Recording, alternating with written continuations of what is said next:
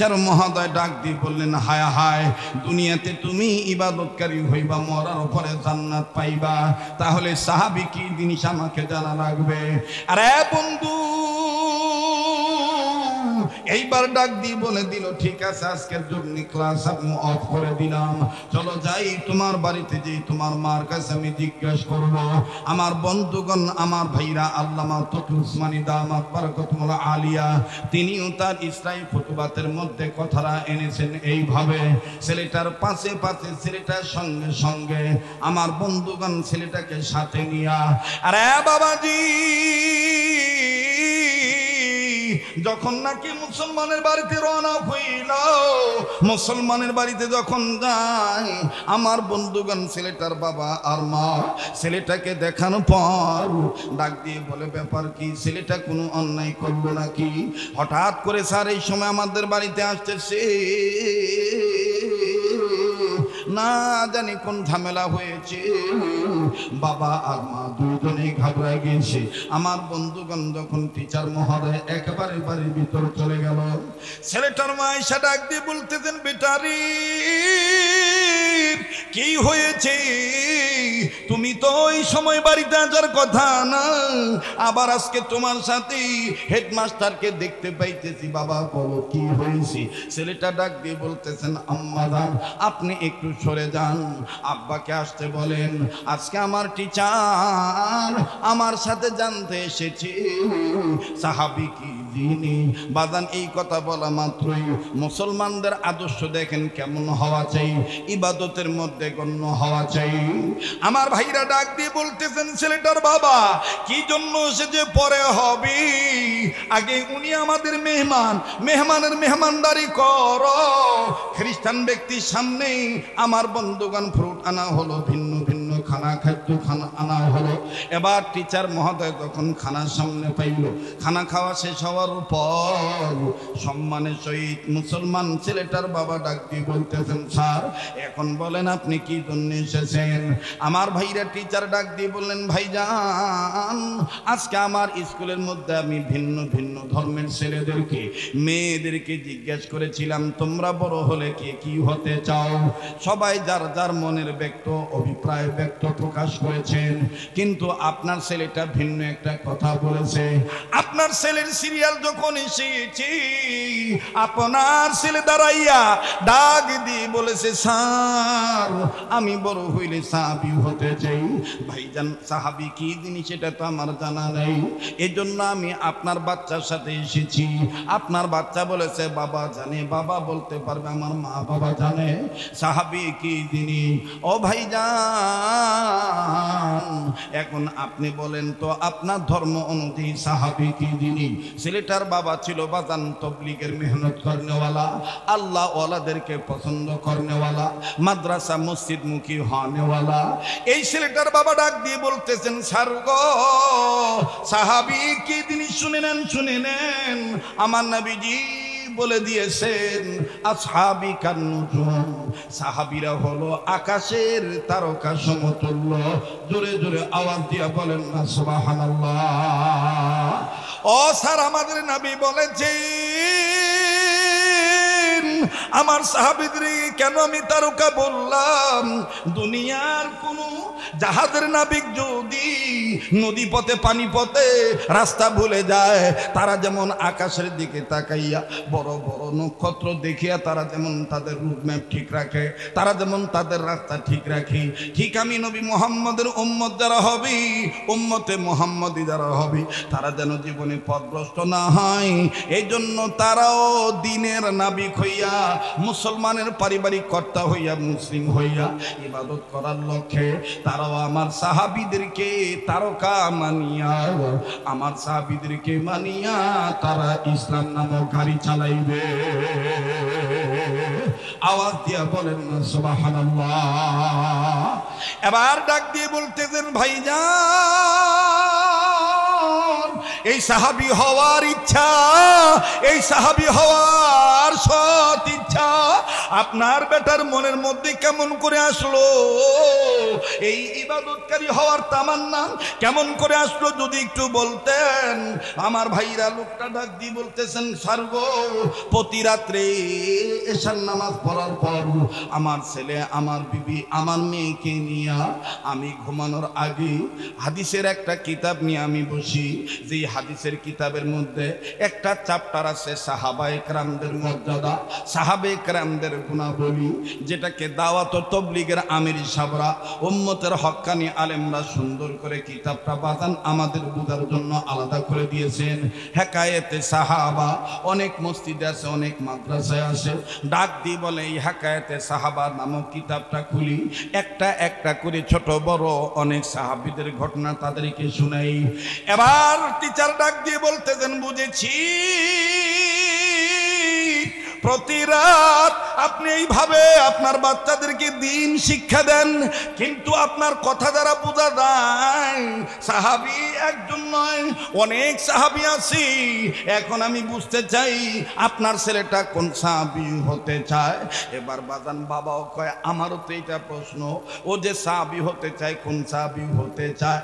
এবার বাবা আর টিচার সকলে মিলিয়া, দুইজনে মিলিয়া সম্মিলিতভাবে ডাক দিয়ে বলতেছেন, বেটা তুমি বড় হইলে কোন সাহাবী হতে চাও? লক্ষ্য করেন দিনাজপুরের বাবারা ভাইরা, এই ছেলেটা কান্দার ডাক দিয়ে বলতেছেন, আব্বু আমি বড় হইলে ওই সাহাবী হতে চাই যেই সাহাবীকে আমার আল্লাহ নিজের কুদরতি হাতে আসমানের উপরে জান্নাতের পানি দিয়া গোসল করে দিছি। আওয়াজ দিয়া বলেন না সুবহানাল্লাহ।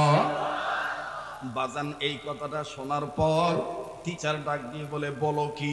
তোমাদের আল্লাহ তার কুদরতি হাত দ্বারা আবার বান্দাটাকে আসমানের উপরে উঠাইয়া জান্নাতের পানি দিয়া গোসল করায় আবার দুনিয়ায় পাঠায় দিছি। ওই সাহাবী তুমি হতে চাও? এটা যদি আমারে ভালো করে বুঝাইতে পারো, আমি তোমাকে ওয়াদা দিতেছি আমি আর খ্রিস্টান হইয়া ক্যালিফোর্নিয়ায় টিচারগিরি করব না, আমি মুসলমান হইয়া যাব, আমিও প্রকৃতপক্ষে আল্লাহর গোলাম হইয়া যাব। এখন আমি আপনাদের কাছে জানতে চাই, 5-7-10 মিনিট একটু সময় লাগবে কথাটার ফিনিশিং জানতে, কথাটার গোড়া জানতে। ওই রকম সময় আর একটু ধৈর্য ধরে দিতে পারবেন কি পারবেন না? কারা কারা শেষ পর্যন্ত থাকতে রাজি আছেন একটু হাত তুলে দেখান তো দেখি। আল্লাহ তুমি কবুল করো, জোরে বলেন আমিন। আবার জোরে বলেন আমিন। কেউ যদি চলে যায় তাকে চলে যেতে দিবেন, কারো যাওয়া দেখে কেউ যাবেন না। এই জায়গায় আমি আপনাদের কাছে ছোট্ট একটা আবদার করব, মুসলমান ভাইরা আমার, সবাই এত রাত্রে থাকতে পারবে না, সবাইকে আল্লাহ কবুলও করবে না। যাদের অন্তরে কোরআনী আন্দোলনের প্রেম আছে, আল্লাহর ঘরের মহাব্বত আছে, আল্লাহওয়ালা আলেমদের মহাব্বত আছে, বাবা নবীর মহাব্বত আছে, মা বাবার জন্য দোয়া করার নিয়ত আছে, তাদেরকেই আল্লাহ পাক কবুল করবেন ইনশাআল্লাহ। আরে ভাইরা আমার বন্ধুগণ, আল্লাহ পাকের ইবাদত করার জন্য আল্লাহ রাব্বুল আলামিন আমাদেরকে বানাইছেন। এই ইবাদত করার আমার বন্ধুগণ সুপ্রসিদ্ধ সুপবিত্র মহাপবিত্র ঘরের নাম হলো মুসলমানদের জন্য মসজিদ। এই মসজিদের উদ্যোগে পাশাপাশি দীর্ঘদিন তিনি একটা প্রতিষ্ঠান বন্ধ ছিল। এই মাদ্রাসার দিকে লক্ষ্য করে বাজান পুনরায় আবার মাদ্রাসাটা নতুন করে সুন্দর করে সুসম্পন্নভাবে পরিচালিত করার লক্ষ্যে বাজান এই মাহফিল তার আঞ্জাম দেওয়া। তাই অনুরোধ করে বলবো বাজান, মাদ্রাসা প্রতিষ্ঠা করা, মসজিদের পক্ষে আমার বন্ধুগণ নজর দেওয়া, মসজিদকে আবাদ করা আমার বন্ধুগণ এটাও ইবাদতের মধ্যে শামিল। ভাইজান লম্বা করার কোনো সুযোগ নেই। ইবাদতের কাতারে যেমন নামাজ কায়েম করা ইবাদত, নামাজ কায়েম করা যেমন ফরজ, আমার বন্ধুগণ আল্লাহর জমিনে আল্লাহর আইন বাস্তবায়ন করা এটাও কিন্তু বাজান ফরজ ইবাদত। কথা বলেন ঠিক না ব্যাঠি? একটু আওয়াজ দিয়ে বলেন ঠিক না ব্যাঠি? আল্লাহর জমিনে আল্লাহর গোলামি, আল্লাহর জমিনে আমার বন্ধুগণ আল্লাহর আইন প্রতিষ্ঠা করা, নবীজির সুন্নতকে জিন্দা করা, নবীজির আদর্শকে বাস্তবায়ন করা এটাও কিন্তু বাজান ফরজ ইবাদত। ভাইজান এই ফরজ ইবাদত যখন আপনি করতে যাবেন, আল্লাহর দিকে যখন আপনি ধাবিত হবেন, রবের দিকে যখন আপনি আগায় আসবেন, আমার আল্লাহ রব্বুল আমিন বলে দিয়েছেন, বান্দা আমার শুনে নাও, ওয়াল্লাহু ইয়াদউ ইলাল জান্নাতি ওয়াল মাগফিরাতি বিইজনিহি ওয়া ইউবাইয়িনু আয়াতিহি লিন-নাসি লাআল্লাহুম ইয়াতাযাক্কারুন। আওয়াজ দিয়ে বলেন আল্লাহু আকবার। আল্লাহ পাক ডাক দিয়ে বলেন, নবী গো, মানুষ রূপে যারা জন্ম নিয়েছে, মানুষগুলো যদি আমার আহ্বান সাড়া দেয়, আমার ঘরের দিকে যদি আগায় আসে, আমার দ্বীনের দিকে যদি আগায় আসে, আমার কালামুল্লাহটাকে যদি তারা সাড়া দেয়, আমি রব তাদের দুইটা জিনিস পুরস্কার দেব। নাম্বার 1, আমি আল্লাহ তাদের জীবনের গুনাহ মাফ করে দেব। দ্বিতীয় নম্বর, আমি আল্লাহ তাদের আমলনামায় জান্নাত থেকে ধন্য করে দেব। জোরে কোন সুবহানাল্লাহ। আবার আওয়াজ দিয়ে বলেন সুবহানাল্লাহ। কিন্তু শর্ত হলো আল্লাহর দ্বীনের দিকে আগায় আসতে হবে, দ্বীন কায়েমের দিকে আগায় আসতে হবে, ইবাদত করার মন মানসিকতা তৈরি করতে হবে। যারা মসজিদ আর মন্দিরকে একভাবে দেখবে, মুসলমান হয়ে এটা একভাবে দেখা যায় না। হিন্দুরা হিন্দুদের দায়িত্ব পালন করবে, খ্রিস্টানরা খ্রিস্টানদের দায়িত্ব পালন করবেন। আমি মুসলমান, আমি সর্বাধিকভাবে আমি বিশ্বাস রাখবো আমার ধর্মের উপরে কোনো ধর্ম নাই। কথা বলেন ঠিক কিনা? এই কথাটা যারা মানতে দ্বিধাবোধ করবে, আমার বন্ধুগণ যারা এই কথাটা অস্বীকার করবে, মুসলমান হওয়ার পরেও যারা মন্দিরকে একই নজরে দেখবে, পাশাপাশি মসজিদকেও একই নজরে দেখবে, বুঝতে হবে যে কোনো না কোনো ভাবে তার ভিতরে ভেজাল আছে ঈমান আমলের ক্ষেত্রে। কথা বলেন ঠিক কিনা? মুসলমানদের কোনোদিন এই স্লোগান হতে পারে না, ধর্ম যার যার উৎসব সবার। কথা কয় না? আসতে বলতেছেন কেন? জোরে বলেন। ধর্ম যার যার উৎসব সবার, এটা হতে পারে? হিন্দুদের পূজা হিন্দুদের জন্য শোভা পায়, আমাদের মুসলমানদের জন্য শোভা পায় না। কথা কন না কেন? আমার বন্ধুগণ, হিন্দুদের পূজা হিন্দুদের জন্য শোভা পায়, আমরা বাধা দেব না। তাদের অধিকার আছে বাংলাদেশের নাগরিক হিসাবে, তারা হিন্দু ভাইরা, হিন্দু বাবারা, তারা তাদের রীতিনীতি অনুযায়ী তাদের ধর্ম পালন করবে। কিন্তু আমাদের ধর্মের কোনো গাদ্দার, কোনো পোদ্দার যদি মাতব্বরি করে টুপি মাথায় দিয়া তাদের পূজায় দেয়, যদি তাদের সাথে শরিক হয়ে এই ধরনের কথা বলে, ধর্ম যার যার উৎসব সবার, আমিও আপনাদের ধর্মদের সাথে একমত, সনাতন ধর্মকে আমিও সাপোর্ট করি, বলেন তার কি ঈমান আছে? কথা কয় না ভাই? ঈমান আছে? যা আস্তে কথা বললে হবে না, ঈমান আছে? আমার বন্ধুগণ, আমাদেরকে এক শ্রেণীর লোকজন মোল্লাতন্ত্র বলে গালি দেয়, টুপি মাথায় দিয়া আমরা যদি ইসলামী রাষ্ট্রের কথা বলি, দুর্নীতিমুক্ত সমাজ গঠন করার কথা বলি, তখন অনেকে বলে যে হুজুরদের মাথা খারাপ হয়ে গেছে, হুজুররা গদির পাগল, এই জন্যই কথা বলে। আমরা বলতে চাই, বাংলাদেশ ওলি আল্লাহর দেশ। ভাইয়া, আপনি রাজনীতি কোনটা করেন এটা আপনার ব্যক্তিগত ব্যাপার। বাংলাদেশের টেকনাফ থেকে তেঁতুলিয়া, রূপসা থেকে পাতুরিয়া, সুন্দরবন থেকে বান্দরবন, দিনাজপুর টু ফরিদপুর, চট্টগ্রাম টু কুড়িগ্রাম, সব জায়গার মানুষ একটাই চায়, আমার রাষ্ট্র শান্তির রাষ্ট্র হোক, দল মত নির্বিশেষে, ধর্ম বর্ণ নির্বিশেষে সকলেই চায় এ দেশটা সোনার বাংলায় রূপান্তরিত হোক। কথা বলেন ঠিক কিনা? আমার বন্ধুগণ, আমার ভাইরা, মুসলমানদের প্রকৃতপক্ষে ইবাদতের এটাও একটা অংশ, সমাজ থেকে দুর্নীতি বিদায় করা, সমাজ থেকে সন্ত্রাসকে দাফন করা, সমাজ থেকে চাঁদাবাজদেরকে দূর করা। ঠিক কিনা বলেন? কিন্তু এখন কেউ যদি বলে না এগুলো বলা যাবে না, ওয়াজ মাহফিল এগুলো বলা যাবে না, হুজুররা খালি ধর্মের কথা বলবেন, রাষ্ট্র কোন দিকে যায় ওদিকে কথা বলা দরকার নাই। আমি একজন নাগরিক হিসাবে এ কথাটা বলা মুসলমান হিসাবে আমার ইমানি দায়িত্ব। যারা বলেন এটা আমার ইমানি দায়িত্ব কিনা? আমার বন্ধুগণ, আমার ভাইরা, আমাদের পক্ষে একটাই, ইসলামের পক্ষে, মুসলমানদের পক্ষে আমি আপনাদের কাছে বলতে চাই, আমাদের সামনের স্লোগান একটাই, ভোট যেদিন হয় হবে, যখন আমরা ভোট দেওয়ার সুযোগ পাব, নির্বাচন আমার দেশে যখন হবে, আমাদের মাথায় এখন একটাই চিন্তা, ইবাদত করণের লক্ষ্যে, আল্লাহর সাহায্য পাওয়ার আশায় এবারে ভোট দেব ভাই সেই মানুষের যে মানুষ পক্ষে থাকে আল কোরআনে। দেখেন তো কায় কায় কথা বলে না, যে কথা বলবে না মনে করবেন আমরা ওই গ্রুপের লোক। কথা বলেন, এবারে বক্তব্য পাই সেই মানুষের যে মানুষ পক্ষে থাকে আল কোরআনে। নারায়ে তাকবীর। এখনো অনেক লোক কথা বলে না, মুখত কুলুপ লাগছে। দেখিবেন কার কার মুখ আন্দার হয়ে আছে। যার মুখ আন্দার হয়ে আছে বুঝিবেন ভিতরে ভেজাল আছে। কথা বলেন ঠিক কিনা? এই হক কথাটার পক্ষে কথা বলতে কোনো ভয় আছে? এখন আর সেই দিন আছে যে ওয়াজ করিবার ধরলে ডাঙাডাঙ্গি লাগবে, বক্তাক নামি দিবে, মামলা হয়ে যাইবে। ওই হামলা মামলার ভয় আর আছে? হামলা মামলার ভয়ও নাই, ঝামেলার কোনো ভয়ও নাই। কারণ দেশটা ইসলামী আন্দোলন ওয়ালাদের দেশ, দেশটা তাবলীগ জামাতের দেশ, দেশটা মরহুম মাওলানা দেলোয়ার হোসেন সাঈদীর দেশ, দেশটা চরমনার পীরের দেশ, দেশটা টুপিওয়ালা দাড়িওয়ালা ইসলামী রাজনীতি করে নেওয়ালা মাঠটা মুজাহিদদের দেশ। হ্যাঁ ভাই, স্লোগান দেন না, কাউ ধরি নিয়ে যাইবে। তোমরা কথায় কবার চাচ্ছেন না। 8-9 ঘন্টা জার্নিং করিয়া ধবাস করি নামি থাবাস করি স্টেজে তুলিয়া কথা খাওয়া, এটাতে ক্যামকা লাগেছে, এটা মুই বুঝি। আর তোমরাও মাশাআল্লাহ অনেকক্ষণ ধরে বসি আছেন। তোমরাও যদি একটু আও দেন, জবান খোলেন, তাহলে দেখবেন মুনাফিকরা পালাইবে।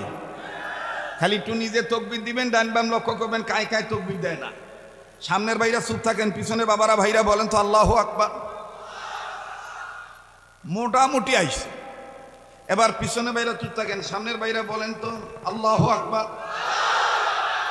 সামনের লোকের পাওয়ার বেশি। কোরআন হাদিসের সামনে থাকলে ঈমান এমনি বাড়ে, ঠিক কিনা বলেন? আলেম ওলামার কাছে থাকলে, মসজিদ মাদ্রাসার কাছে থাকলে, আল্লাহ ওয়ালাদের কাছে থাকলে ঈমান এমনি বাড়ে। এবার সামনের ভাইরা পিছনে ভাইদেরকে সংযুক্ত করে একসাথে বলেন তো আল্লাহু আকবার। আমি বলছিলাম নিজে দিবেন, ডান বাম লক্ষ্য করবেন, কায় কায় দেয় না। সবাই একটু 2 হাত তোলেন তো ভাই, সবাই 2 হাত তোলেন, আবার নামান, আর একবার তোলেন, মোট করি ধরেন, ছাড়েন, ধরেন ছাড়েন, ধরেন ছাড়েন, আঙ্গুলগুলি সরান। এবার একটু ডান বাম নাড়া সারা দেন, শয়তান খেদান। ওমাক বুঝিয়ে দেন, শয়তানে বুঝিয়ে দেন যে ইমানদারদের ইমানি পাওয়ার কিসের ফির রাইট 1টা আর 2টা, সার্বক্ষণিক ইমানের তেজ থাকি যায়। কথা কন ঠিক কিনা? লিল্লাহি তাকবীর, লিল্লাহি তাকবীর। আল কোরআনের আলাপ। এ মুসলমান হাত নামান। কোরআনের স্লোগান দেওয়া নাকি বর্তমান নিষেধ।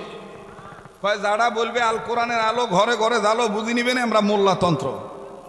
রামের গোষ্ঠী বামের গোষ্ঠী সেলাসামুডা শুনি নাও।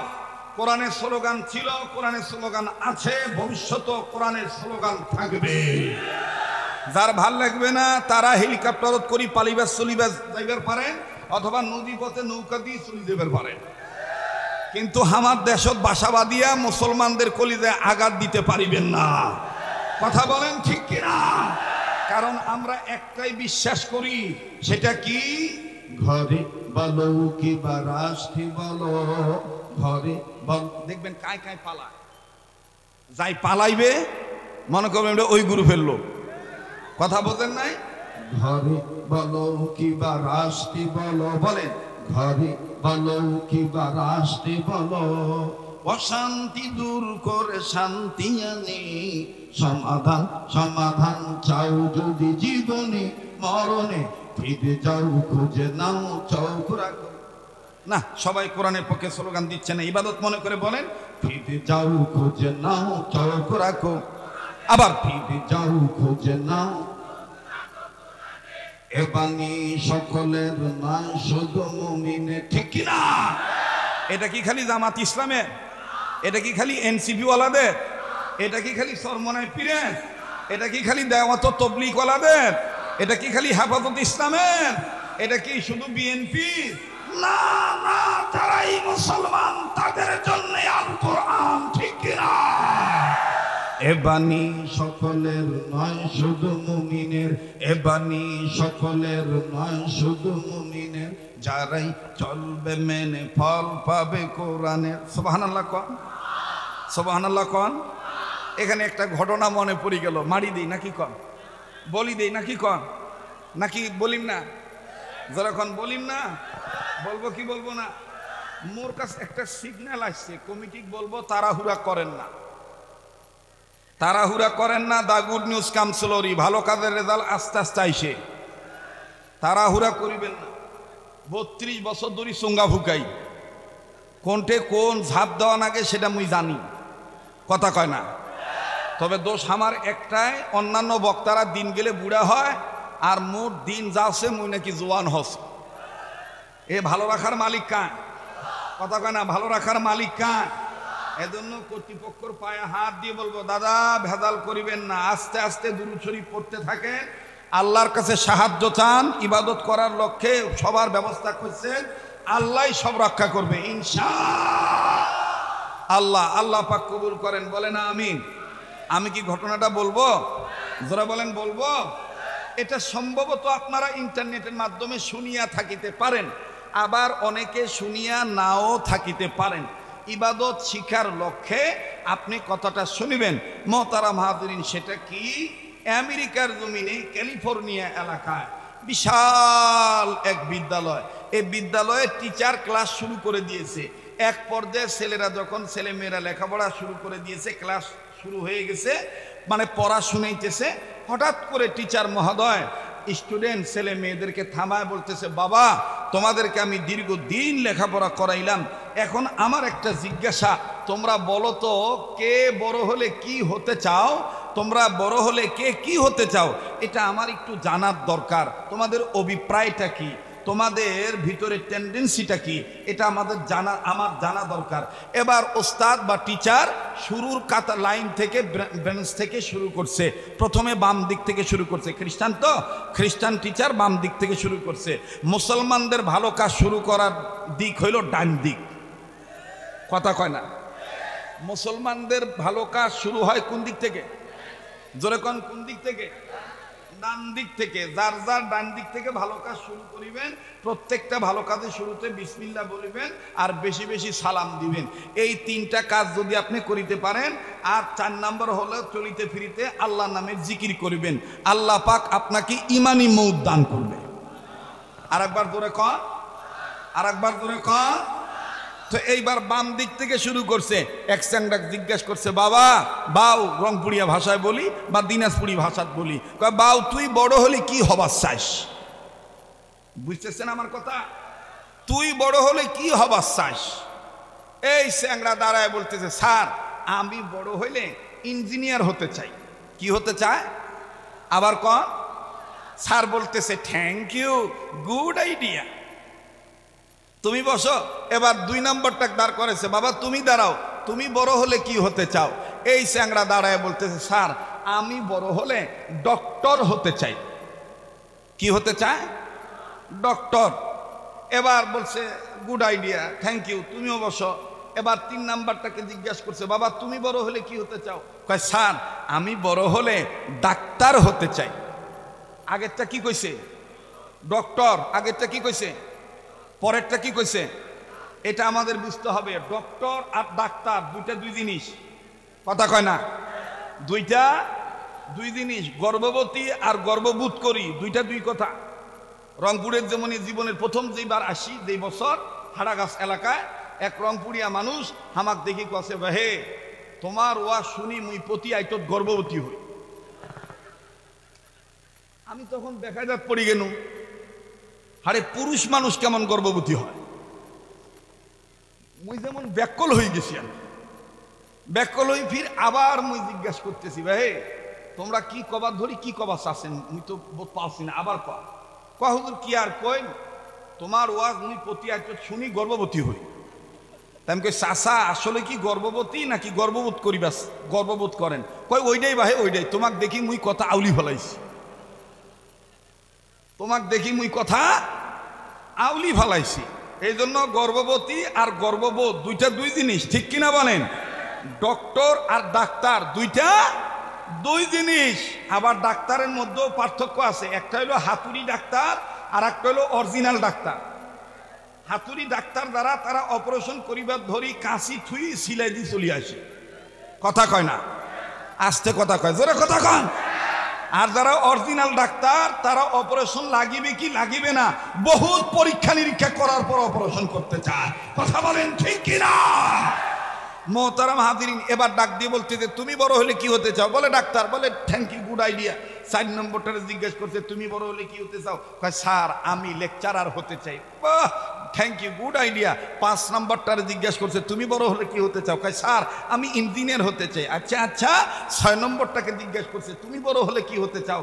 বলে আমি বড় হইলে প্রফেসর হতে চাই। আচ্ছা তুমি বড় হলে কি হতে চাও? বলে স্যার আমি চ্যান্সেলর হতে চাই। আচ্ছা তুমি বড় হলে কি হতে চাও? বলতে বলতে বলতে বলতে বলতে আরেকজনকে জিজ্ঞেস করছে তুমি বড় হলে কি হতে চাও? বলে স্যার আমি ক্রিকেটার হতে চাই। আচ্ছা তুমি বড় হলে কি হতে চাও? বলে আমি সুপারম্যান হতে চাই। আচ্ছা তুমি বড় হলে কি হতে চাও? বলে স্যার আমি বড় হলে ফুটবলার হতে চাই। আর তুমি বড় হলে কি হতে চাও? বলে স্যার আমি গিটারম্যান হতে চাই। গিটারম্যান বোঝেন? কথা কয় না, গিটারম্যান বোঝেন? ইদানিং কিছু বড় লোকের ছাওয়ার জন্ম হয়েছে। বড় লোকের ছাওয়া দেখবেন, নামাজ নাই রোজা নাই, বাড়ির ছাদের উপরে বন্ধু বান্ধবদেরকে নিয়ে ডিজি পার্টির ব্যবস্থা করে। অজগবি দেখবেন শিয়াল আর কুত্তার মতন চিলকায় বলে ওই নীল আকাশে। আরে কথা কয় না রে যুবকেরা? না তোমরা মোর ওয়াজ শুনবে চাচ্ছেন না মনে হয়। আজ যদি একটু সময় লাগবে দিবেন কি দিবেন না? যারা বলেন দিবেন কি দিবেন না? বলেন চলিবে কি চলিবে না? তাহলে আমি বলবো আজকের মাহফিল, আপনারা বলবেন চলবেই চলবে। আজকের মাহফিল কতক্ষণ চলবে? ও দেরি করে আসছি, সারা রাত চলবে নাকি? আল্লাহ যতক্ষণ চালায় ইনশা। তো ওই দেখবেন যে গিটারম্যান হইতে চায় আমার বন্ধুগণ, বলে বাহ বাহ গুড আইডিয়া। এবার সব শেষে শেষ ব্রাঞ্চে ছোট্ট এক না ছাওয়া বসে আছে, মুসলমানের ছাওয়া। এক জিজ্ঞেস করছি খ্রিস্টান টিচার, বাবা বাবা তুমি বড় হলে কি হতে চাও? ছেলেটা দাঁড়ায় বলতেছে স্যার মাফ করবেন আমি বড় হলে সাহাবী হতে চাই। আস্তে বলেন সুবহানাল্লাহ, একটু জোরে বলেন, আর একবার বলেন। আমার এই বক্তব্যটা কোথায় পাবেন? আমাদের বাংলাদেশে অনেক মাসিক ম্যাগাজিন বিক্রি হয়, পত্রিকা বিক্রি হয়। লেখাপড়া তো অনেকে করেন না, খালি চার দোকানে বসে চা খান। চার দোকানগুলি বর্তমান সংসদ ভবন। দুনিয়ার যত গিবত আছে হয় চার দোকানে, নাইলে মসজিদে, নাইলে মাদ্রাসা। কথা কয় না? এই আমার বাইরে এই মাসিক ম্যাগাজিন পত্রিকা কিছু নাম আছে, যেমন current affairs, current news, current world. এগুলো আপনারা রিসার্চ করবেন, দেখবেন অনেক আজীব আজীব তথ্য পাওয়া যায়। ডাক দিয়ে বলে বেটা সাহাবী কি জিনিস?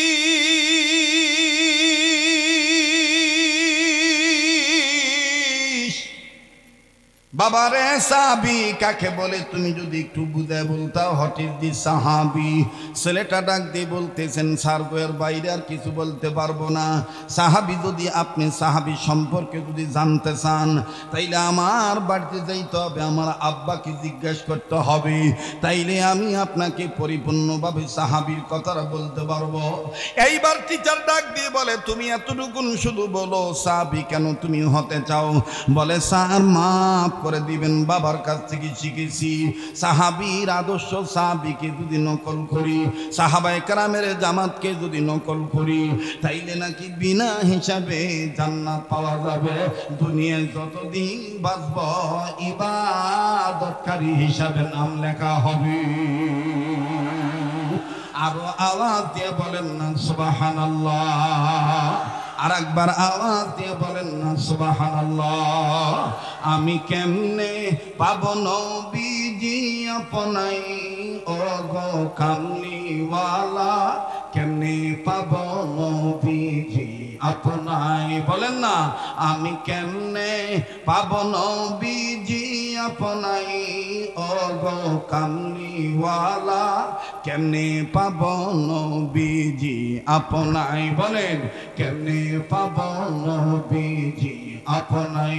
আমি কেমনে, বলেন আমি কেমনে পাবো নবীজি আপনাই ও গো কামলিওয়ালা, কেমনে পাব নবীজি আপনাই আপওয়ালা পাক যাতে পাঠাই দিলেন নাকি দুনিয়াতে ঠিক কিনা আপওয়ালা পাক যাতে পাঠাই দিলেন আপনাকে দুনিয়াতে নূরের বাতি জ্বালাই দিলেন সোনার মদিনায় ওগো কামলিওয়ালা কেমনে পাব নবীজি আপনাই বলেন বলেন আমি কেমনে বলেন না আমি কেমনে পাব নবীজি আপনাই ওগো কামলিওয়ালা কেমনে পাব নবীজি আপনাই মারহাবা কোন এবার ছেলেটা ডাক দিয়ে বললেন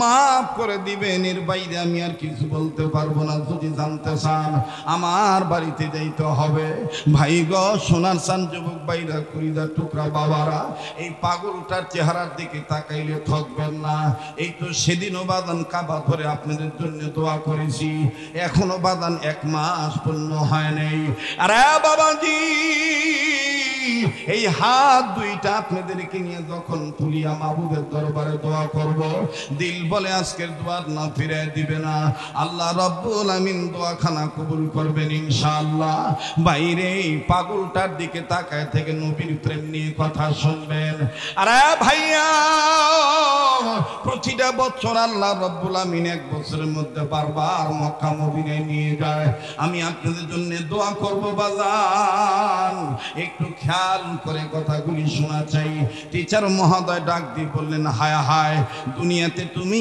ইবাদতকারী হইবা মরার পরে জান্নাত পাইবা তাহলে সাহাবী কি জিনিস আমাকে জানা লাগবে আরে বন্ধু এইবার ডাক দিয়ে বলে দিল ঠিক আছে আজকের জন্য ক্লাস আমি অফ করে দিলাম চলো যাই তোমার বাড়িতে যাই তোমার মার কাছে আমি জিজ্ঞাসা করব আমার বন্ধুগণ আমার ভাইরা আল্লামা তকি উসমানী দামাত বারাকাতুল্লাহ আলিয়া তিনিও তার ইসরাই ফুতুবাতের মধ্যে কথাটা এনেছেন এইভাবে ছেলেটার পাশে পাশে ছেলেটার সঙ্গে সঙ্গে আমার বন্ধুগণ ছেলেটাকে সাথে নিয়া আরে বাবাজি যখন নাকি মুসলমানের বাড়িতে রওনা হইল মুসলমানের বাড়িতে যখন যায় আমার বন্ধুগণ ছেলেটার বাবা আর মা ছেলেটাকে দেখানোর পর ডাক দিয়ে বলে ব্যাপার কি ছেলেটা কোনো অন্যায় করলো নাকি হঠাৎ করে স্যার এই সময় আমাদের বাড়িতে আসতেছে না জানি কোন ঝামেলা হয়েছে বাবা আর মা দুজনেই ঘাবড়ায় গিয়েছে আমার বন্ধুগণ যখন টিচার মহোদয় একেবারে বাড়ির ভিতর চলে গেল ছেলেটার মা এসে ডাক দিয়ে বলতেছেন বেটারি কি হয়েছে তুমি তো ওই সময় বাড়িতে আসার কথা না আবার আজকে তোমার সাথে হেডমাস্টারকে দেখতে পাইতেছি বাবা বলো কি হয়েছে ছেলেটা ডাক দিয়ে বলতেছেন আম্মা জান আপনি একটু সরে যান আব্বাকে আসতে বলেন আজকে আমার টিচার আমার সাথে জানতে এসেছে সাহাবী কি যিনি বাদান এই কথা বলা মাত্রই মুসলমানদের আদর্শ দেখেন কেমন হওয়া চাই ইবাদতের মধ্যে গণ্য হওয়া চাই আমার ভাইরা ডাক দিয়ে বলতেছেন ছেলেটার বাবা কি জন্য সে যে পরে হবে আগে উনি আমাদের মেহমান মেহমানের মেহমানদারি করো খ্রিস্টান ব্যক্তির সামনে আমার বন্ধুগণ ফ্রুট আনা হলো ভিন্ন ভিন্ন খানা খাদ্য খানা আনা হলো এবার টিচার মহোদয় যখন খানার সামনে পাইল খানা খাওয়া শেষ হওয়ার পর সম্মানের সহিত মুসলমান ছেলেটার বাবা ডাক দিয়ে বলতেছেন স্যার এখন বলেন আপনি কি জন্য এসেছেন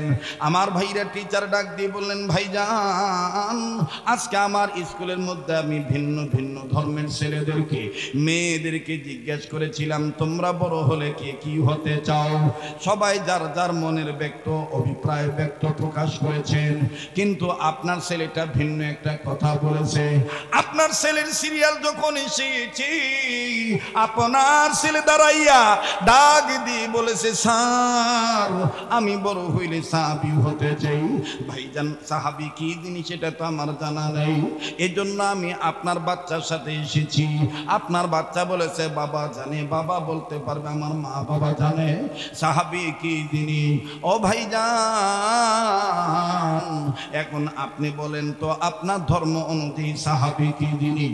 ছেলেটার বাবা ছিল বাজান তবলিগের মেহনত করনেওয়ালা, আল্লাহ ওয়ালাদেরকে পছন্দ করনেওয়ালা, মাদ্রাসা মসজিদ মুখী হনেওয়ালা। এই ছেলেটার বাবা ডাক দিয়ে বলতেছেন স্যার গো সাহাবী কি জিনিস শুনে নেন, শুনে নেন। আমার নবীজি বলে দিয়েছেন আসহাবী কান্নুজুম, সাহাবীরা হলো আকাশের তারকা সমতুল্য। জোরে জোরে আওয়াজ দিয়া বলেন না সুবহানাল্লাহ। ও স্যার আমাদের নবী বলেছেন আমার সাহাবীদের কেন আমি তারকা বললাম? দুনিয়ার কোন জাহাজের নাবিক যদি নদী পথে পানি পথে রাস্তা ভুলে যায়, তারা যেমন আকাশের দিকে তাকাইয়া বড় বড় নক্ষত্র দেখিয়া তারা যেমন তাদের রুটম্যাপ ঠিক রাখে, তারা যেমন তাদের রাস্তা ঠিক রাখে, ঠিক আমি নবী মুহাম্মদের উম্মত যারা হবে, উম্মতে মুহাম্মদী যারা হবে, তারা যেন জীবনে পথভ্রষ্ট না হয়, এই জন্য তারাও দিনের নাবিক হইয়া, মুসলমানের পারিবারিক কর্তা হইয়া, মুসলিম হইয়া ইবাদত করার লক্ষ্যে তারাও আমার সাহাবীদেরকে তারকা মানিয়া, আমার সাহাবীদেরকে মানিয়া তারা ইসলাম নামক গাড়ি চালাইবে। আওয়াজ দিয়া বলেন না সুবহানাল্লাহ। এবার ডাক দিয়ে বলতেছেন ভাইজান এই সাহাবী হওয়ার ইচ্ছা, এই সাহাবী হওয়ার সৎ ইচ্ছা আপনার বেটার মনের মধ্যে কেমন করে আসলো? এই ইবাদতকারী হওয়ার তামান্না কেমন করে আসলো যদি একটু বলতেন।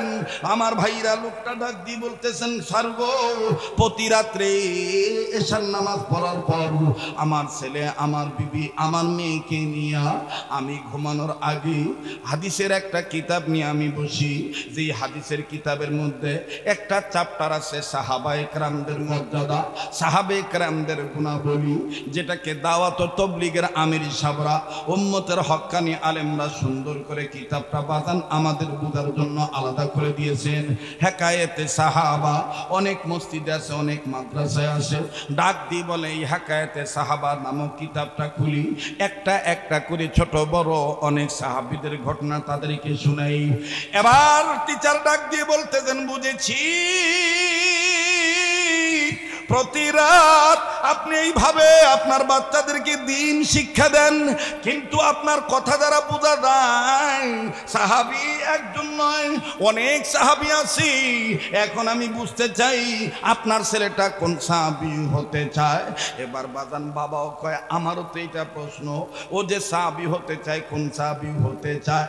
এবার বাবা আর টিচার সকলে মিলিয়া, দুইজনে মিলিয়া সম্মিলিতভাবে ডাক দিয়ে বলতেছেন বেটা তুমি বড় হইলে কোন সাহাবী হতে চাও? লক্ষ্য করেন দিনাজপুরের বাবারা ভাইরা, এই ছেলেটা কান্দার ডাক দিয়ে বলতেছেন আব্বু আমি বড় হইলে ওই সাহাবী হতে চাই যেই সাহাবীকে আমার আল্লাহ নিজের কুদরতি হাতে আসমানের উপরে জান্নাতের পানি দিয়া গোসল করে দিছে।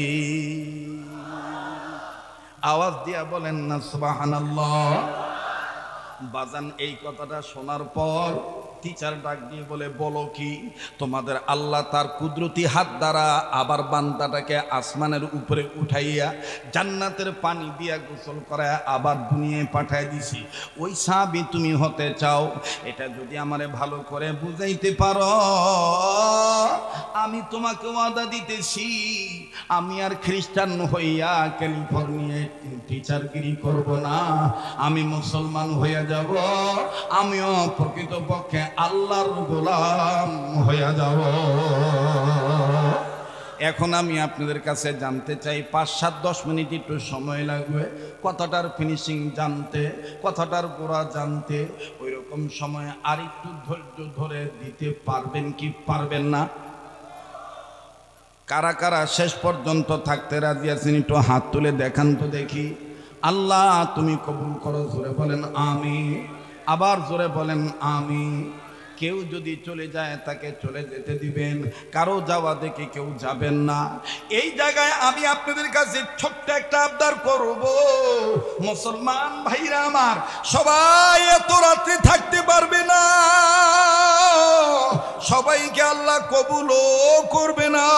যাদের অন্তরে কোরআনী আন্দোলনের প্রেম আছে, আল্লাহর ঘরের মহব্বত আছে, আল্লাহওয়ালা আলেমদের মহব্বত আছে, বাবা নবীর মহব্বত আছে, মা বাবার জন্য দোয়া করার নিয়ত আছে, তাদেরকেই আল্লাহ পাক কবুল করবেন ইনশাআল্লাহ।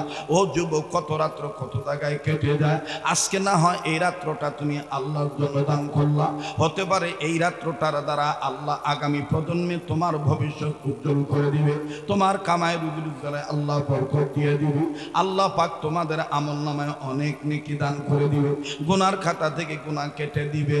আরে বাবাজি, গ্যারান্টি দিয়ে বলতে পারি, মুসাফিরদের তো আল্লাহ ফিরিয়ে দেয় না, মুস্তাজাবুদ দাওয়া, মুসাফিরের তো আল্লাহ ফিরিয়ে দেয় না। একে তো আমি বাজান মদিনার মেহমান, মক্কা মদিনায় যেহেতু আল্লাহ বারবার নিয়ে যায়। দ্বিতীয় নম্বর হলো আমি নেসবতী সন্তান, আমার এই হাত আল্লাহওয়ালাদের হাতের সাথে লাগানো। তিন নম্বর হলো আমি মুসাফির, আমার বন্ধুগণ, আমার ভাইরা, তিন ব্যক্তির দোয়া আল্লাহ ফিরিয়ে দেয় না। নাম্বার এক হলো পিতা মাতার দোয়া, নাম্বার দুই হলো আমার বন্ধুগণ মাজলুম ব্যক্তির দোয়া, নাম্বার দুই হলো আমার বন্ধুগণ মাজলুম ব্যক্তির দোয়া, নাম্বার তিন হলো মুসাফিরের দোয়া। এই তিনটার মধ্যে বাজান এই অদমের নামটা কিন্তু আজকে যুগ হয়ে গেছে। গত পরশু দিনও আমি রংপুর বিভাগে ছিলাম, আমার ভাইরা তারাগঞ্জ এলাকায়, রংপুর জেলার তারাগঞ্জ থানা ইকুরচালি বাজারে বিশাল মসজিদ বাজান, সেখানেও প্রায় 2টা পর্যন্ত, সোয়া 2টা পর্যন্ত আলোচনা চলেছিল। সেখানেও বাজান 11:45 স্টেজে ওঠা হয়েছিল। আমার ভাইরা, আবার গতকালকে প্রোগ্রাম ছিল ঢাকা জেলার কামরাঙ্গীরচর থানা, আমার বন্ধুগণ হাফিজ হুজুর রহমতুল্লাহ মাদ্রাসার পাশে হুজুরপাড়া চৌরাস্তা বাজারে মাহফিল ছিল, সেখান থেকে আবার বাজান আজকে ওখান থেকে আমার বন্ধুগণ মুসাফির হয়ে আপনাদের মাঝে এসেছি। আমি কোনোদিন আপনাদের কাছে ফাঁকি দেই নাই, যেই প্রোগ্রামে আসতে পারবো না আগে থেকেই জানায় দিই, কিন্তু আমি আজকে জীবন বাজি রেখে ড্রাইভারকে বলেছি যত কষ্টই হোক আল্লাহর মেহেরবানিতে চালাও, আমি আজকে যাব। মানুষ যদি একজনও না থাকে, গ্রামের ইজ্জতের দিকে তাকাইয়া, বীরগঞ্জ মুসলমানদের তৌহিদ জনতার মুসলমানদের ইজ্জতের দিকে তাকাইয়া, আল্লাহওয়ালা আলেমদের দিকে তাকাইয়া, বাবার বয়সী মুরব্বীদের তাকাইয়া, কলিজার টুকরা যুবকদের দিকে তাকাইয়া আমার যেতেই হবে, সালাম দিতেই হবে। কেননা এখন আর ওই দিন নাই, আলেম আসতে পারবে না, আলেমকে পথ থেকে প্রশাসনের জোর খাটাইয়া পাঠায় দিবে, আবার মাহফিল ভেঙে দিবে। এখন আর ওই দিন নাই, দিন ঘুরে গেছে। এই দিনকে আর কেউ জালিমের আবদ্ধ করতে পারবে না। মুসলমানদের ঘুম ভেঙে গেছে, কথা বলেন ঠিক কিনা? গোসল করে নাই, সাহাবী গোসল না করে না পাকে বিবির কাছে আবার গেল, দৌড়ে ডাক দিয়ে বলে, বিবি রে তারা বাড়ি দে, আমি যুদ্ধের ময়দানে যাব। বিবি ডাক দিয়ে বলতেছেন, ওগো নবীর সাহাবী, আপনি তো না, ওগো আমার প্রাণের স্বামী, আপনি কি ভুলে গেছেন আপনার উপর গোসল ফরজ হয়ে গেছে? ওগো টিচার, আমার আল্লাহর বান্দা সাহাবী কান্দার ডাক দিয়ে বলে, বিবি রে আমি কার জন্য গোসল করবো রে বিবি? যেই নবীর জন্য আল্লাহ দুনিয়াতে আমাদেরকে বানাইছে, যেই নবীর জন্য মা পাইছি, বাবা পাইছি, আরে বিবি ওই নবীর নাকি কাফেররা মাইরা ফলাইছে।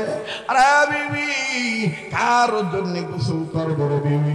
বিবি রে আমি তোমায় বলে দিতেছি, বিদায় দিয়ে দাও, বেঁচে থাকলে দেখো হবে দুনিয়ায়, আর না হয় দেখো হবে কিয়ামতের ময়দানে। আমি নবীর প্রেমে ইবাদতকারী হইয়া যুদ্ধের ময়দানে ঝাঁপিয়ে পড়বো, দাও বিবি তরবারি দাও। এইবার বিবি তরবারি দিয়ে দিলেন। আমার ভাইরা সাহাবী তরবারি খানা লইয়া একটা দৌড় মারিয়া যুদ্ধের ময়দানে ঝাঁপিয়ে পড়লেন। কয়েকজন কাফেরকে দুনিয়া থেকে বিদায় করিয়া চিরতরে জাহান্নামে পাঠিয়ে দিলেন। এক পর্যায়ে কাফের বেঈমানরা সাহাবীর উপর আক্রমণ করলেন। আমার ভাইরা কাফেরদের আক্রমণে আক্রান্ত হইয়া সাহাবী দুনিয়া থেকে বিদায় হয়ে গেলেন, শহীদ হয়ে গেলেন। যুদ্ধ শেষ হয়ে গেল। যুদ্ধ শেষ হওয়ার পরে নবী আলাইহিস সালাম ডাক দিয়ে বলতেছেন, ওগো আমার প্রাণের সাহাবীরা, ধর্মকে প্রতিষ্ঠিত করার জন্য আল্লাহর জমিনে আল্লাহর দ্বীনকে প্রতিষ্ঠার লক্ষ্যে ইবাদতকারী হইয়া যারা জীবন দিয়া শহীদ হইতে পারল, আমি নবীজি বলে দিলাম তাদের লাশ খুঁজে খুঁজে বের করো, বিনা গোসলে তাদেরকে কবর দিয়ে দাও। তাদের গোসল দিতে হবে না, যা গায়ে যেই কাপড় আছে ওই কাপড় নিয়ে তাদের কবর দিয়ে দাও। সাহাবীরা শহীদ সাহাবীদের লাশ খুঁজে খুঁজে বের করলেন। যখন কবর দিয়ে দিবেন, আমার ভাইরা যখন সাহাবীরা লাশ খোঁজাখুঁজি শুরু করলেন, আমার ভাইরা যখন দাফন কাফন হয়ে যাবে, ঠিক ওই মুহূর্তে একজন মহিলা আউলাকে সে পাগল বেশে চিৎকার দিয়ে ডাক দিয়ে দিয়ে বলে, তোমরা কে আছো গো? আমার স্বামীরে বিনা গোসলে কবর দিও না। কেন বিনা গোসলে কবর দিবা না এইটা আমি তোমাদের কাছে বলবো না, আমি আমার নবীর সাথে গোপনে গোপনে বলবো। আমার নবী কই, আমার নবী কই? সাহাবীরা দৌড়াইয়া নবীর কাছে ডাক দিয়ে কয়, নবীজি গো, একজন মা আসি। এই মহিলা কান্দার ডাক দিয়ে বলে, সবাই রে বিনা গোসলে কবর দাও, কিন্তু আমার স্বামীরে বিনা গোসলে কবর দিও না, আমার স্বামীরে বিনা গোসলে কবর দিও না। আমরা জিজ্ঞেস করেছিলাম কেন? মহিলা কান্দার ডাক দিয়ে বলে, কেন বিনা গোসলে কবর দেওয়া যাবে না এইটা আমি আমার নবীর কাছে গোপনে গোপনে বলবো। নবীজি দ্রুত গতিতে বের হইয়া সামনের দিকে অগ্রসর হইয়া ওই মাকে লক্ষ্য করে ডাক দিয়ে বলতেছেন, মা গো, গোপনে বলা লাগবে না, ওপেনে বলো। মহিলা ডাক দিয়ে বলে, ইয়া রাসূলুল্লাহ, ইয়া হাবিবাল্লাহ, আমার স্বামীরে বিনা গোসলে কবর দিয়েন না। নবী বললেন, কে তোমার স্বামী আর কেন বিনা গোসলে কবর দেব না বলো? ডাক দিয়ে বলে, নবী গো, আমার স্বামীর নাম আপনার প্রিয় সাহাবী হানজালা। আওয়াজ দিয়ে বলেন না সুবহানাল্লাহ। ও নবীজি, আমার স্বামী হানজালা নাপাক ছিল, ফরজ গোসল করার জন্য পানির কাছে গেছে। কে জানি ডেকে ডেকে বলেছে, আপনি নবী নাকি দুনিয়ায় নেই। কাকুতিলা মুহাম্মাদুন, আপনি নবীকে নাকি কাফেররা কতল করে ফেলেছে। নবীজি গো, আমার স্বামী আপনার এই বিদের কথা শুনিয়া সহ্য করতে পারে নাই, গোসলের কথা ভুলে যাইয়া বিনা গোসলে জীবন দিয়া নাপাক শরীর নিয়ে জীবন দিয়া শহীদ হয়ে গেছে। তাই বলি গো নবীজি, আমার স্বামী হানজালার বিনা গোসলে কবর দিয়েন না, আমার স্বামী নাপাক। আমার নবী সাহাবীদেরকে ডাক দিয়ে বললেন, সাহাবীরা রে, কই আমার হানজালার লাশ কই, খুঁজে খুঁজে বের করা। আমি নবীজি নিজেই তারে গোসল করাবো, আমি নবীজি নিজে তার গায়ে কাফন, আমি নিজে নবীজি তাকে গোসল করাই দেবো, আমি নবী নিজে তাকে কবরে রাখবো। এবার খুঁজে খুঁজি হানজালার লাশ খুঁজে বের করা হলো। কয়েকজন সাহাবী নবীর কাছে দৌড়াইসা ডাক দিয়ে বলতেছেন, ইয়া রাসূলুল্লাহ, ইয়া হাবিবাল্লাহ, জীবনে বহু লাশ দেখেছি, কিন্তু হানজালার লাশটা দেখার পরে কেমন জানি মনে হইতেছে। বলে, কেমন মনে হইতেছে? ডাক দিয়ে বলে, নবী গো, হানজালার লাশটা কেমন জানি ভিজা দেখা যায়। হানজালার চুল ভিজা না, হানজালার দাড়ি ভিজা। মানুষ টাটকা গোসল করলে যেমন গা থেকে পানি পড়ে, এইভাবে হানজালার শরীর থেকে পানি পড়তেছে। মনে হইতেছে কে জানি হানজালার গোসল করাই দিছে। বলে, আর কি দেখিছো? বলে, নবীজি হানজালার লাশ থেকে কেমন জানি খুশবু আসছে, সেটা আমাদের মন বলে জান্নাতের সুঘ্রাণ বাইর হইতেছে। আমার নবী বললেন, চলো তো যাই দেখি। নবীজি হানজালার লাশের কাছে গেলেন। হানজালার লাশ যখন দেখলেন ভিজা আর জান্নাতি খুশবু বের হইতেছে, নবীজি আসমানের দিকে তাকাইলেন। জিবরাইল আমিন হাজির হয়ে গেলেন। জিবরাইল আমিন হাজির হয়ে ডাক দিয়ে বলেন, ইয়া রাসূলুল্লাহ, ইয়া হাবিবাল্লাহ, হানজালারে গোসল করে তো হবে না। যেই হানজালা দ্বীনকে প্রতিষ্ঠা করার জন্য, আল্লাহর আইন আল্লাহর জমিনে কায়েম করার জন্য আপনি নবীর নবীর প্রেমে পড়িয়া ইবাদত মানে করিয়া জীবন দিয়ে শহীদ হয়ে গেছে। গোসলের কথা ভুলে যাইতে পারছে।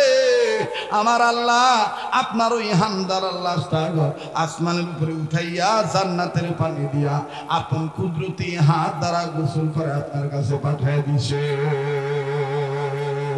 আমার নবী বললেন সাহাবীরা রে যাইস না, হানজালার কাছে যাইস না, যাইও না, হানজালার কাছে যেতে হবে না।